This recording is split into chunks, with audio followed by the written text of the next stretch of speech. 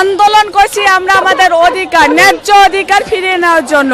1000 ভাই বোন সরকারি চাকরি থেকে অব্যাহতি নিয়েছে। কি অবস্থা, মহিলা পুলিশটা আমাদের গায়ে হাত তুলতেছে, পুলিশটা আমাদের হাত থেকে জিনিসপত্র কেড়ে নিতেছে।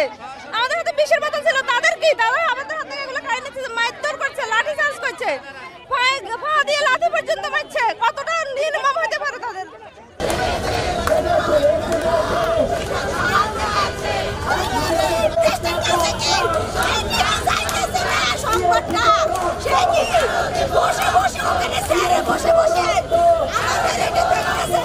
আন্দোলন করছি আমরা আমাদের অধিকার, ন্যায্য অধিকার ফিরিয়ে নেওয়ার জন্য।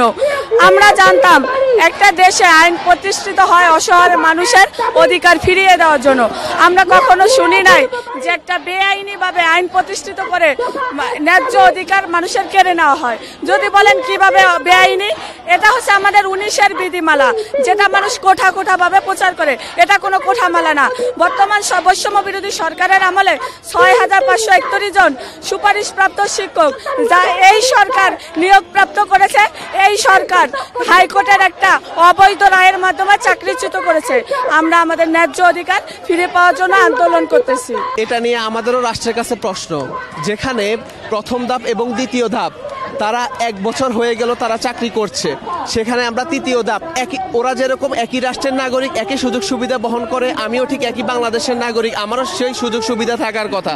কিন্তু ওরা একই রকম কাজ করার, ওরা ঠিকমতো চাকরি করছে, কিন্তু আমরা চাকরি করতে পারছি না। আমরা এখন রাজপথে, কিন্তু সরকার পক্ষ থেকে আমাদের এখন পর্যন্ত কোনো আশার বাণী দেওয়া হয় নাই।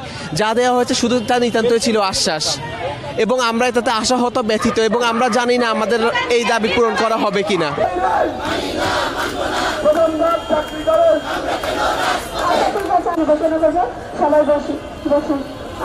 আমাদের দাবি একটাই, আমরা অতি দ্রুত যোগদান চাই। এই সরকার আদালতের মাধ্যমে আমাদের অধিকার বঞ্চিত করছে।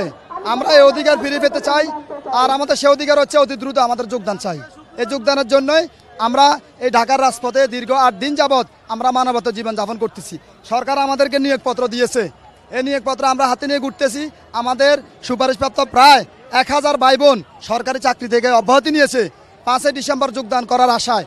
আমাদের প্রায় 2000 ভাই বোন যারা বেসরকারি চাকরি করে, বেসরকারি স্কুলে বিভিন্ন প্রতিষ্ঠানে চাকরি করে, ওনারা অব্যাহতি নিয়েছেন 5 ডিসেম্বর চাকরি করবে বলে। কিন্তু এই আদালত আমাদের বিরুদ্ধে 6531 জনের বিরুদ্ধে রায় দিয়েছে। এই প্রহসনের রায় আমরা মানি না, এই আদালতের রায় আমরা মানি না। আমরা চাই অনতিবিলম্বে 6531 জনের যোগদান নিশ্চিত করা হোক। আমরা যখন সরকার পক্ষের সাথে যোগাযোগ করেছি 14 জানুয়ারি অধিদপ্তর থেকে, এবং আমাদের যেই মন্ত্রণালয়, ওইখান থেকে আমাদেরকে বলা হয়েছে যে রায় আপনাদের পক্ষেই থাকবে। এই সরকারই আপনাদেরকে সুপারিশ করেছি, আমরাই আপনাদেরকে যোগদান নিশ্চিত করব, আপনাদের কোনো চিন্তার কারণ নাই। কিন্তু তারপরেও আমাদের 6500+ শিক্ষকের বিপক্ষে রায় চলে গেছে।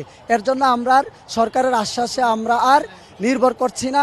আমরা চাই আমরা রাজপথে থাকাকালীন আমাদের যোগদান নিশ্চিত করা হোক।